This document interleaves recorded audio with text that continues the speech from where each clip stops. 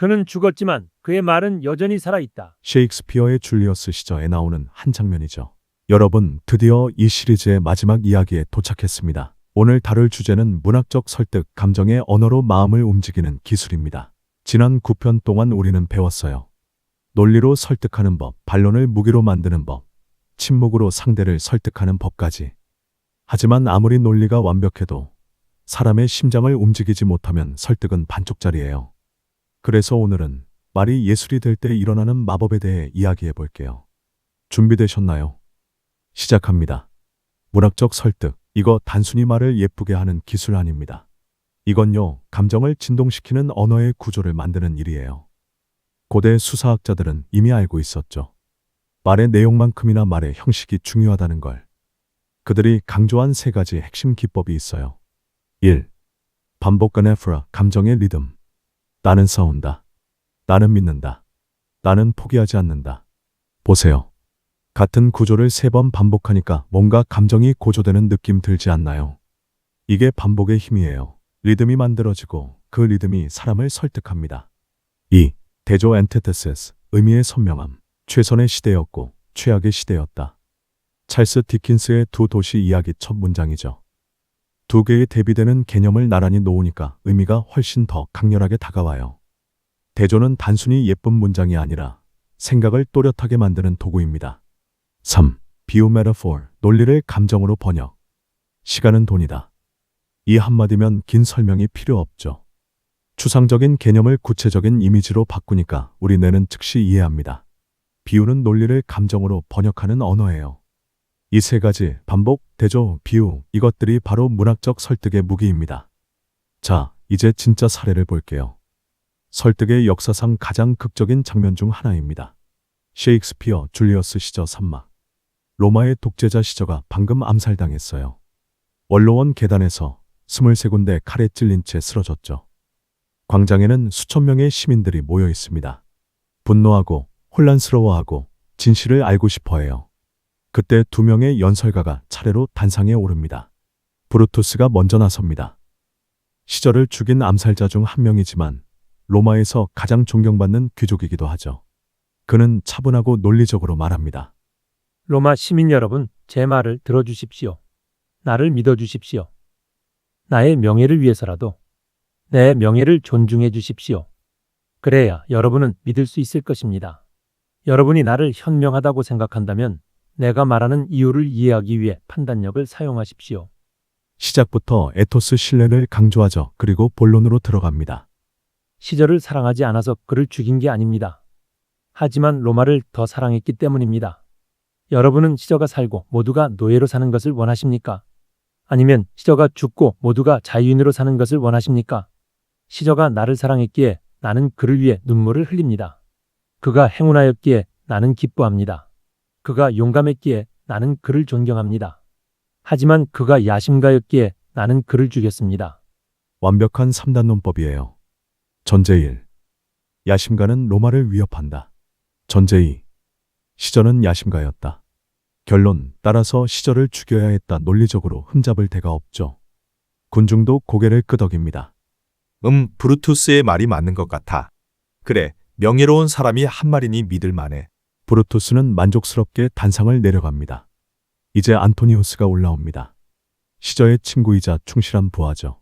그의 손에는 시저의 피 묻은 옷이 들려 있어요. 그는 천천히 떨리는 목소리로 시작합니다. 로마 시민 여러분, 친구들이여, 제 말을 들어주십시오. 저는 시저를 장사 지내러 왔습니다. 칭송하러 온 게 아닙니다. 사람이 저지른 악은 그의 죽음 후에도 살아남지만 선행은 종종 뼈와 함께 묻히기 마련입니다. 시저도 그렇게 되도록 하십시오. 군중은 귀를 기울입니다. 겸손하고 슬퍼 보이니까요. 그리고 그는 반복의 마법을 시작합니다. 브루투스는 시저가 야심가였다고 말했습니다. 브루투스는 명예로운 사람입니다. 시저는 많은 포로를 로마로 데려왔고 그들의 몸값으로 국고를 채웠습니다. 이것이 야심처럼 보입니까? 가난한 자들이 울 때 시저도 함께 울었습니다. 야심은 이보다 더 인정 많아야 할 텐데. 그런데 브루투스는 시저가 야심가였다고 말했습니다. 그리고 브루투스는 명예로운 사람입니다. 보세요. 같은 문장이 반복되는데 뉘앙스가 점점 바뀌고 있죠. 처음엔 중립적이었는데 이제 의심의 씨앗이 뿌려집니다. 그는 계속합니다. 여러분 모두 보셨습니다. 루페르칼리아 축제날 내가 3번이나 시저에게 왕관을 바쳤을 때 그가 3번 모두 거절했습니다. 이것이 야심입니까? 그런데 브루투스는 시저가 야심가였다고 말했습니다. 그리고 브루투스는 명예로운 사람입니다. 이제 군중이 술렁입니다. 그러고 보니 시저가 왕관을 거절했었지? 안토니우스는 여기서 멈추지 않습니다. 그는 시저의 피 묻은 토가를 들어올립니다. 여러분, 이 옷을 보십시오. 여기 이 구멍은 카시우스의 칼자국입니다. 여기는 카스카의 것이고 그리고 이 구멍은 시저가 가장 사랑했던 브루투스의 칼자국입니다. 목소리가 떨립니다. 시저가 사랑하는 브루투스가 칼을 꺼내는 것을 보았을 때 배은망덕이 시저를 무너뜨렸습니다. 그는 얼굴을 가리고 이렇게 쓰러졌습니다. 너마저도 브루투스요. 군중 중 누군가가 소리칩니다. 이건 반역이다. 안토니우스는 손을 들어 진정시킵니다. 아닙니다. 저는 여러분의 마음을 선동하려는 게 아닙니다. 그들은 명예로운 사람들이니까요. 저는 웅변가가 아닙니다. 브루투스처럼 말을 잘하지 못합니다. 저는 그저 시저를 사랑했던 평범한 사람일 뿐입니다. 겸손의 포즈죠. 하지만 효과는 폭발적입니다. 그리고 그는 마지막 카드를 꺼냅니다. 그런데 여러분, 제가 아직 말씀드리지 않은 게 있습니다. 여기 시저의 유언장이 있습니다. 하지만 읽지 않겠습니다. 읽으면 여러분이 얼마나 시저를 사랑했는지 알게 될 테니까요. 시저가 여러분을 얼마나 사랑했는지도 알게 될 것입니다. 그러면 여러분은 군중이 소리칩니다. 유언장을 읽어주시오. 시저가 뭐라고 했는지 듣게 해주시오. 안토니우스는 마지못해 펼칩니다. 여러분, 시저는 모든 로마 시민에게 1인당 75드라크마를 남겼습니다. 그리고 티베르 강 너머의 모든 정원과 새로 심은 나무들, 이 모든 것을 영원히 로마 시민의 공공재산으로 남겼습니다. 폭발입니다. 시저 만세! 브루투스와 공모자들을 찾아라! 그들의 집을 불태워라! 군중은 완전히 돌변했어요. 논리적으로 납득했던 브루투스의 연설은 완전히 잊혀졌습니다. 이게 바로 문학적 설득의 위력입니다. 브루투스는 뭘 했나요?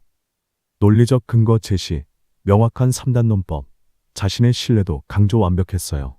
하지만 머리에만 닿았습니다. 안토니우스는 뭘 했나요? 반복 같은 문장을 계속 반복하며 의심심기, 대조 시저의 선행대 브루투스의 주장, 비오피 묻은 옷 입고료 배신의 증거 감정 슬픔 의심 분노의 리듬, 시각적 증거 옷의 난 칼자국, 실질적 이익 유언장의 돈 그는 가슴을 쳤습니다.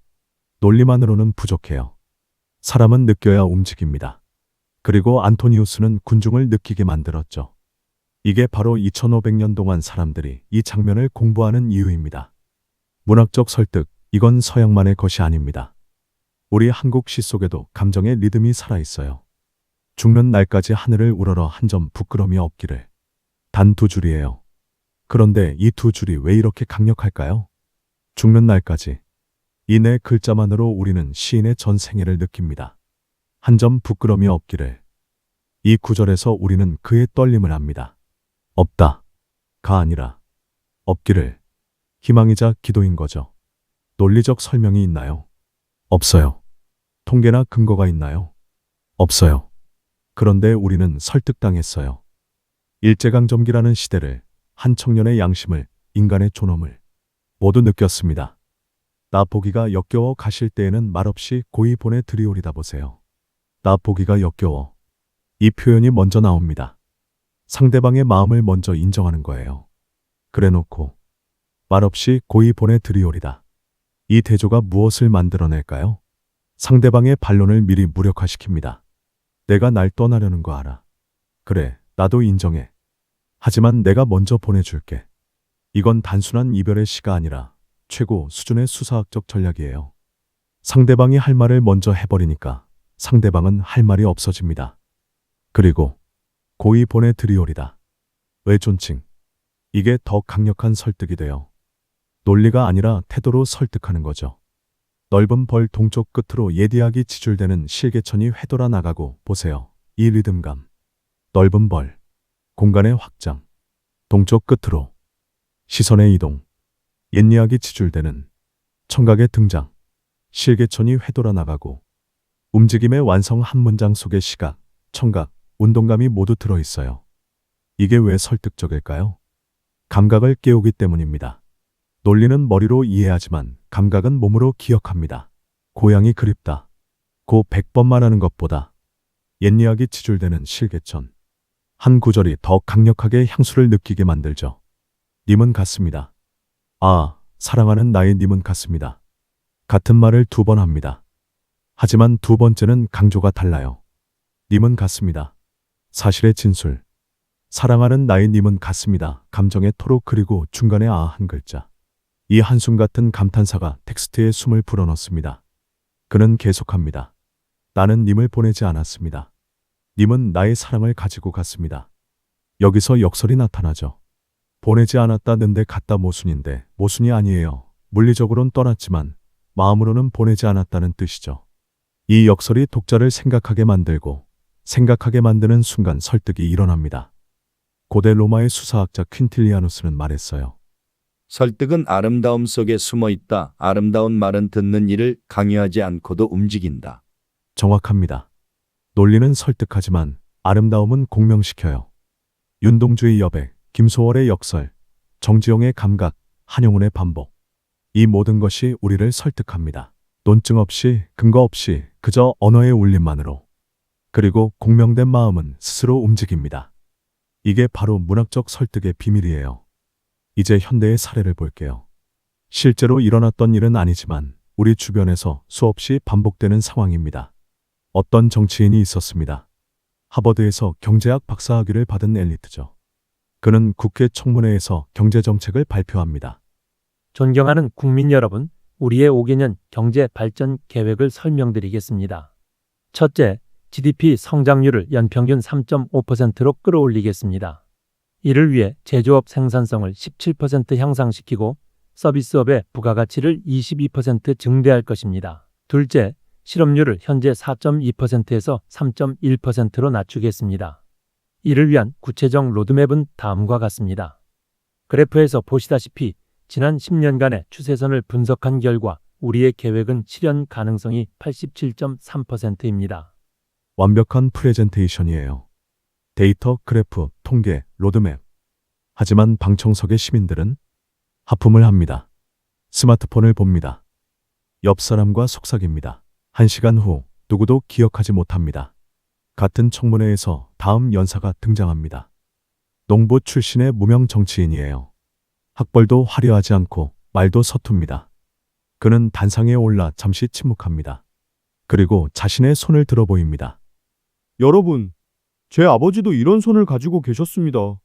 거칠고 굳은 살 박힌 손.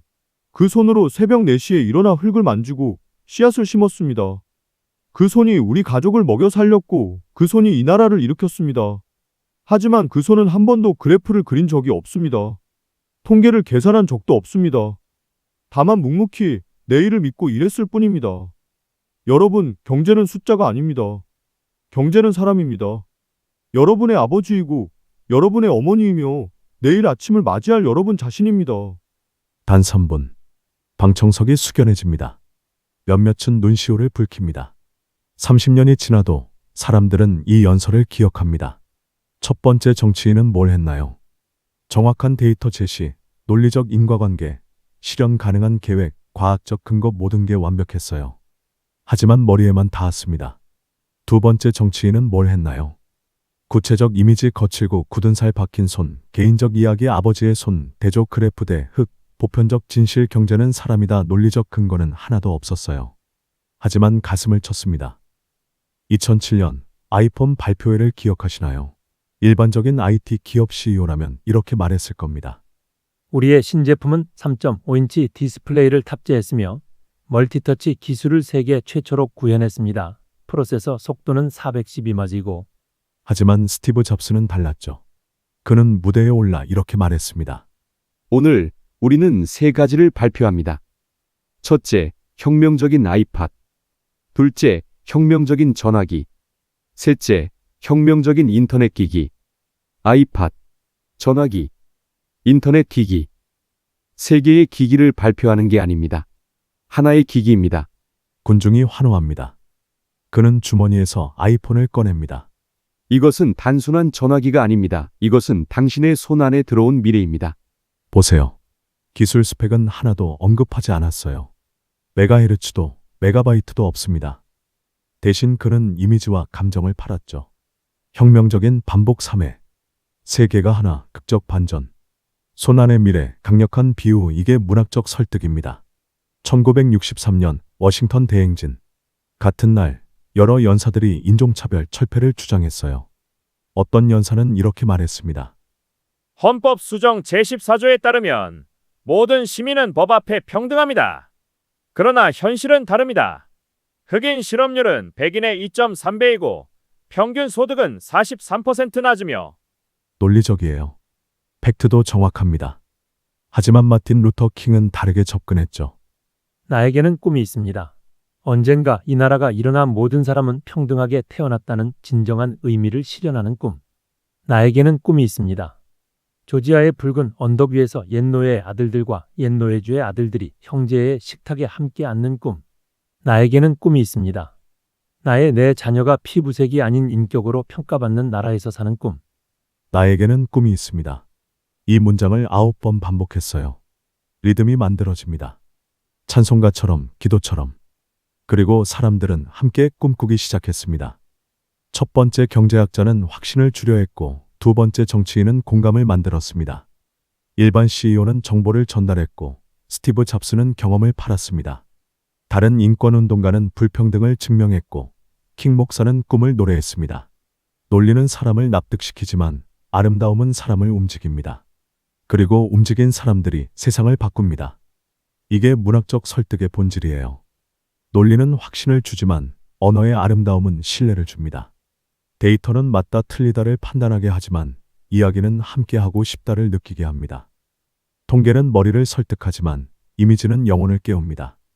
여러분이 정말로 누군가를 움직이고 싶다면 숫자를 늘어놓기 전에 그들의 마음이 어디에 있는지 먼저 물어보세요. 논리를 펼치기 전에 그들이 공명할 수 있는 이야기를 찾아보세요. 완벽한 프레젠테이션보다 진심 어린 한 문장이 더 강력할 때가 있습니다. 지금까지 우리는 많은 사례를 봤습니다. 셰익스피어의 안토니우스, 윤동주의 서시, 김소월의 진달래꽃, 스티브 잡스의 발표, 킹 목사의 연설. 이들의 공통점이 뭘까요? 말이 단순한 도구를 넘어 예술이 되었다는 것. 그리고 예술이 된 말은 설득을 넘어 변화를 만듭니다. 자, 이제 정리해 볼게요. 문학적 설득을 가능하게 만드는 세 가지 무기. 1. 반복과 네프라, 메시지를 각인시키는 리듬. 반복은 단순한 중복이 아닙니다. 리듬을 만들어 무의식에 새기는 기술이에요. 링컨의 게티즈버그 연설을 볼까요? Government of the people, by the people, for the people. 국민에 의한, 국민을 위한 정보. people. 을 3번 반복했어요. 그런데 매번 전치사가 달라지죠. 업소유, by 주체, for 목적 같은 단어의 반복이지만 의미는 점점 확장됩니다. 이게 반복의 마법이에요. 윈스턴 처칠도 마찬가지였죠. 2차 세계대전 중 그는 이렇게 말했습니다. We shall fight on the beaches. We shall fight on the landing grounds. We shall fight in the fields. We shall fight in the streets. We shall fight in the hills. We shall never surrender. We shall fight. 를 5번 반복합니다. 장소만 바뀔 뿐이에요. 하지만 그 반복이 만들어내는 리듬이 불굴의 의지를 전달합니다. 마지막, never surrender. 는 그 리듬의 절정이죠. 반복은 지루함이 아니라 확신의 축적입니다. 2. 대조 antithesis, 감정의 폭을 넓히는 힘. 대조는 두 개념을 나란히 놓아 의미를 선명하게 만드는 기술입니다. 케네디 대통령의 취임사를 볼까요? Ask not what your country can do for you. Ask what you can do for your country. 나라가 당신에게 할 수 있는 것을 묻지 말고 당신이 나라를 위해 할 수 있는 것을 물으라. 완벽한 대조죠. Country you versus you country. 구조가 거울처럼 뒤집힙니다. 이걸 수사학에서는 키아즘 차이스메스이라고 해요. 이 대조가 만들어내는 건 단순한 의미 차이가 아니라 가치관의 전환입니다. 찰스 디킨스는 두 도시 이야기를 이렇게 시작했죠. It was the best of times. It was the worst of times. 최선의 시대였고 최악의 시대였다. 모순이죠? 어떻게 동시에 최선이면서 최악일 수 있을까요? 하지만 바로 그 모순이 진실이에요. 프랑스 혁명 시대는 실제로 그랬거든요. 귀족에겐 최악, 평민에겐 최선. 대조는 복잡한 현실을 한 문장으로 압축하는 힘이 있습니다. 3. 비유 메타포. 논리를 감정으로 번역하는 언어. 비유는 추상을 구체로, 개념을 이미지로 바꾸는 마법이에요. 셰익스피어는 말했죠. All the world's a stage, and all the men and women merely players. 세상은 무대이고 우리는 모두 배우일 뿐이다. 인생은 덧없다. 고 말할 수도 있었어요. 하지만 무대라는 비유를 쓰니까 느낌이 완전히 달라집니다. 무대 위의 배우. 역할을 맡고 연기하고 퇴장하는 이 한 문장이 인생의 본질을 담았죠. 마틴 루터 킹은 이렇게 말했어요. I have a dream that one day, even the state of Mississippi, a state sweltering with the heat of injustice, sweltering with the heat of oppression, will be transformed into an oasis of freedom and justice. 불의의 열기에 달아오른 미시시피 주가 자유와 정의의 오아시스로 변할 것이라는 꿈. 열기와 오아시스. 사막의 이미지죠. 불의를 뜨거운 사막으로, 정의를 시원한 오아시스로 비유했어요. 이 이미지가 얼마나 강력한지 우리는 즉시 느낄 수 있습니다. 반복, 대조, 비유. 이 세 가지가 동시에 작동할 때 말은 예술이 됩니다. 그리고 예술이 된 말은 시대를 초월합니다. 셰익스피어가 쓴 지 400년이 넘었는데 우리는 여전히 안토니우스의 연설을 배웁니다. 윤동주가 쓴 지 80년이 넘었는데 우리는 여전히 서시를 외웁니다. 링컨의 연설은 150년이 넘었고 킹 목사의 연설은 60년이 넘었지만 우리는 여전히 감동받습니다. 왜 그럴까요? 그들의 말에는 논리의 명징함과 감정의 울림이 함께 있었기 때문입니다. 결국 문학적 설득이란 단순히 예쁜 말을 하는 게 아니라 인간의 감정을 존중하는 태도예요. 논리만으로는 사람을 움직일 수 없다는 걸 인정하고 감정의 언어로 다가가는 겁니다. 하지만 감정만으로도 부족해요. 그 속에 진실과 논리가 있어야 합니다. 이게 바로 2500년 동안 사람들이 수사학을 공부해온 이유입니다. 말은 도구가 아니라 예술이자 인간에 대한 존경이니까요. 여러분, 드디어 이 긴 여정의 끝에 도착했습니다. 10편에 걸쳐 우리는 함께 배웠어요. 결국 우리가 배운 건 이거예요. 설득은 사람을 이기는 기술이 아니라 마음을 연결하는 예술이다. 이성의 설득 로고스은 구조를 만들고 감정의 설득 파토스은 움직임을 만들며 신뢰의 설득 에토스은 관계를 완성합니다. 그리고 문학적 설득은 그 모든 것을 아름다움으로 묶는 마지막 고리예요. 이 시리즈를 시작할 때 우리는 설득을 기술로 봤을지도 몰라요. 상대를 설득하는 방법 논쟁에서 이기는 전략하지만 지금 우리는 알게 됐습니다. 진짜 설득은 기술이 아니라 관계의 예술이라는 것을. 논리로 머리를 설득하고 감정으로 가슴을 움직이고 신뢰로 영혼을 연결하는 것. 그리고 그 모든 것을 아름다운 언어로 표현하는 것. 여러분이 오늘 배운 이 모든 것, 반복, 대조, 비유, 논리, 감정, 신뢰. 이건 단순히 말을 잘하기 위한 기술이 아닙니다. 이건 사람을 이해하고 존중하는 방법이에요.